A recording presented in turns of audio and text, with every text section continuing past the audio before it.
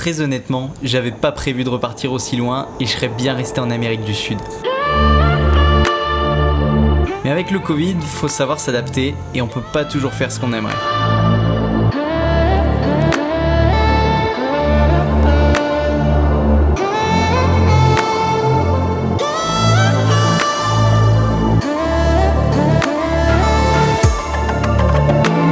Me voilà donc 5000 km plus loin, prêt pour une toute nouvelle expérience.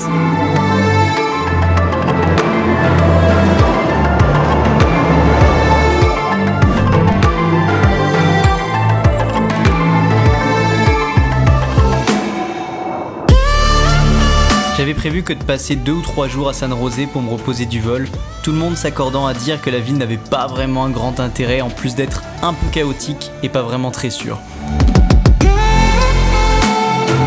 Mais voyager, c'est faire face à pas mal d'imprévus et le moins qu'on puisse dire c'est que je m'attendais vraiment pas à rester 10 jours ici.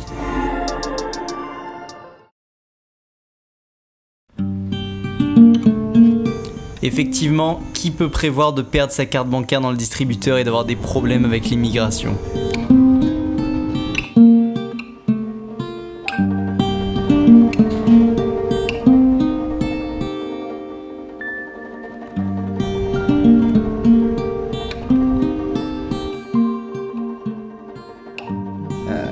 Là du coup ça fait quasiment une semaine que je suis bloqué à San José dans la capitale pour résoudre des problèmes de carte bleue, de passeport. Ça me rend fou parce qu'il y a une nature de dingue qui est juste à quelques kilomètres et je suis bloqué ici et je sais pas jusqu'à quand. J'ai dû changer d'auberge de jeunesse parce que la première c'était beaucoup trop cher, c'était hors de mon budget. Et c'est l'horreur, c'est archi bruyant, c'est sale, il n'y a pas de... Ouais. Donc là je suis éclaté, j'ai grave mal dormi cette nuit. C'est bien pour dire que c'est pas parce qu'on voyage que tout se passe toujours bien. J'essaye de profiter alors des infimes rayons de soleil pour découvrir et filmer un peu la ville, mais franchement, j'accroche pas du tout avec San José, je me sens pas du tout à l'aise et j'ai qu'une envie, c'est de quitter cet endroit.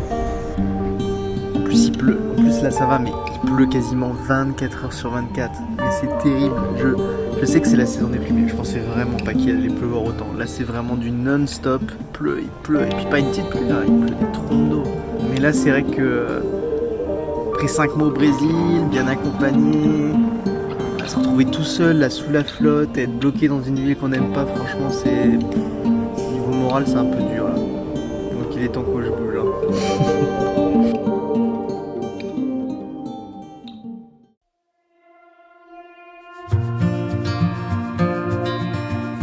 Bon bah pas le choix, faut prendre son mal en patience.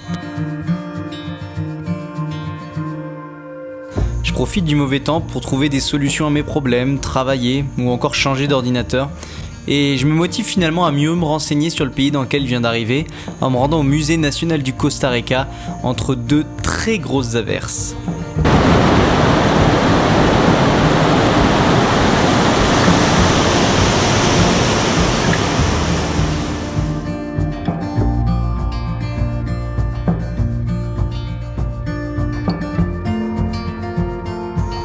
Alors, aller au Costa Rica pour voir des papillons dans un musée en pleine ville, je suis d'accord, ça fait aucun sens. Mais mine de rien, n'ayant pas vraiment le moral à ce moment-là, ça m'a permis de m'évader un peu et de penser à autre chose que mes problèmes actuels.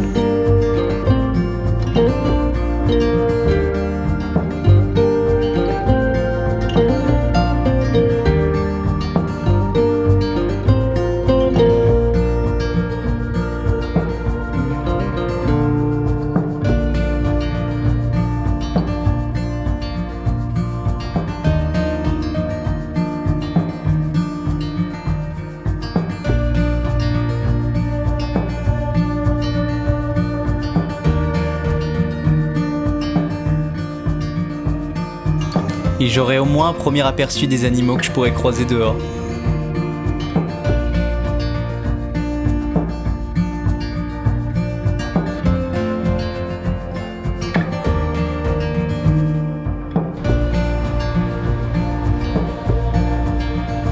La partie la plus intéressante du musée restera celle pour laquelle j'étais venu à la base.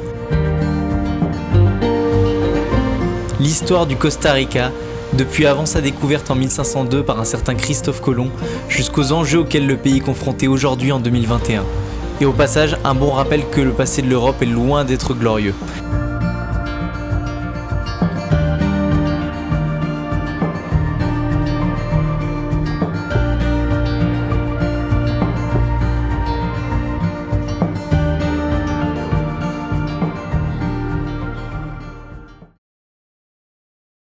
Ça y est, carte bancaire récupérée, problème administratif réglé. Le vrai voyage commence maintenant, direction la côte Pacifique. Il ne reste plus qu'à prendre le bus, 5 petites heures, et je vais découvrir l'océan Pacifique.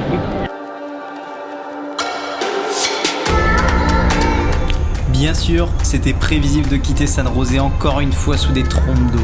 Mais j'étais bien décidé à laisser tous les problèmes que j'avais eus là-bas et enfin commencer à profiter de cette nouvelle destination.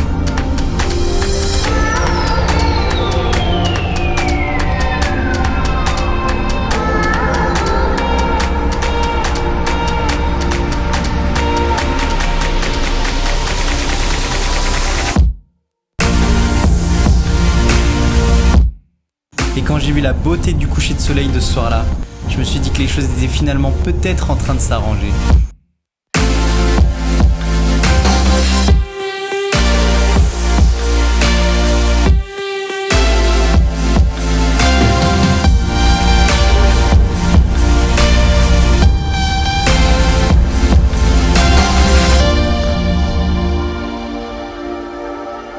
Le monde est petit, très petit.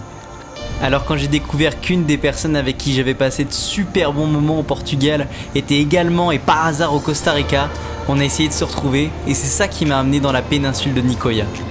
Mon premier arrêt avant de le retrouver était Tamarindo. Faut reconnaître que la plage est absolument paradisiaque et moi qui étais alors en manque de plage et de soleil, c'était juste parfait. Enfin la possibilité de souffler et d'oublier les mauvais jours passés. Attention, on se repose quand même, hein.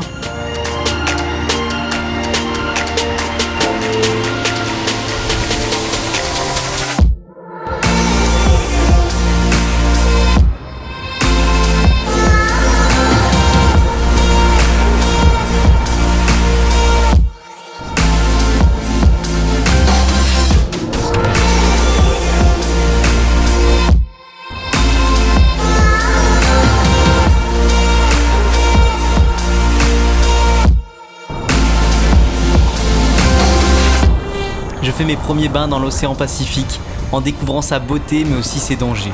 Entre les courants et la puissance des vagues, c'est parfois vraiment impressionnant. Cet endroit avait tout pour être parfait. Mais dès le premier jour, je savais que j'allais pas rester très longtemps. Le tourisme de masse, les prix excessifs et l'absence complète de locaux rendent cet endroit finalement très impersonnel, où la seule chose qui compte est de faire les plus grosses soirées possibles, et ce, toujours dans une forme d'excès. N'ayant ni le budget ni l'envie de rester à Tamagringo comme ils l'appellent ici, j'ai donc rapidement pris la décision de changer de ville pour chercher quelque chose d'un peu plus authentique.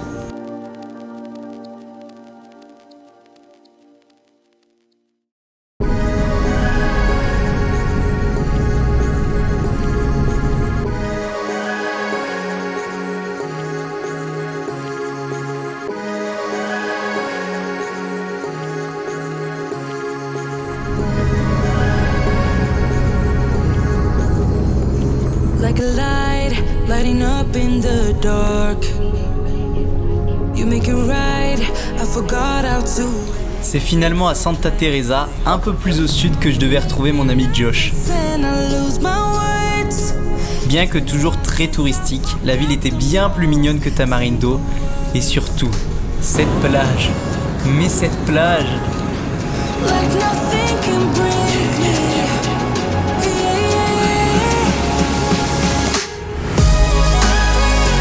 Imaginez un banc de sable de plusieurs kilomètres de long, en pleine nature, et une vue à couper le souffle sur l'immensité du Pacifique. We are two peas in a pod, two peas in a pod, two peas in a pod, two peas in a pod.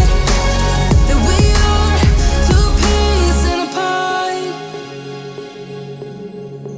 Je commence enfin à ce moment-là à découvrir ce que la nature du Costa Rica a à offrir. Petit à petit, en prêtant attention autour de soi, on finit par découvrir un monde animal d'une richesse assez dingue. But every time we start a fight, we always stop in time.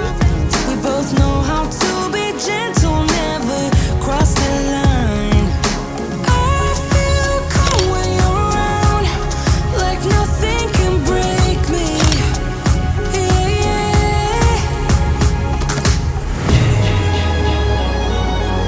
surtout cette plage. Cette plage où on peut s'isoler pour se sentir comme Robinson Crusoe, ou au contraire retrouver tout le monde pour voir le coucher du soleil.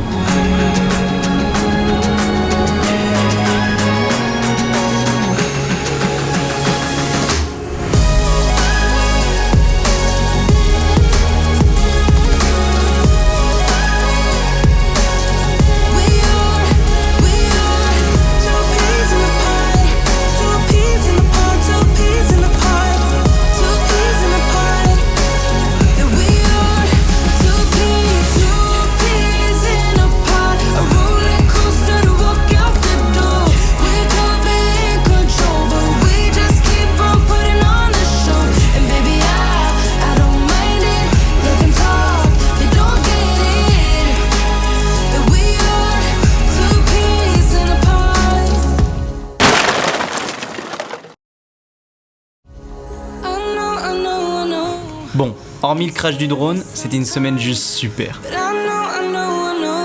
Plage et surf la journée. Bière ou cocktail devant le coucher de soleil. Et enfin restaurant et bar le soir. Faut reconnaître que le programme était sympa.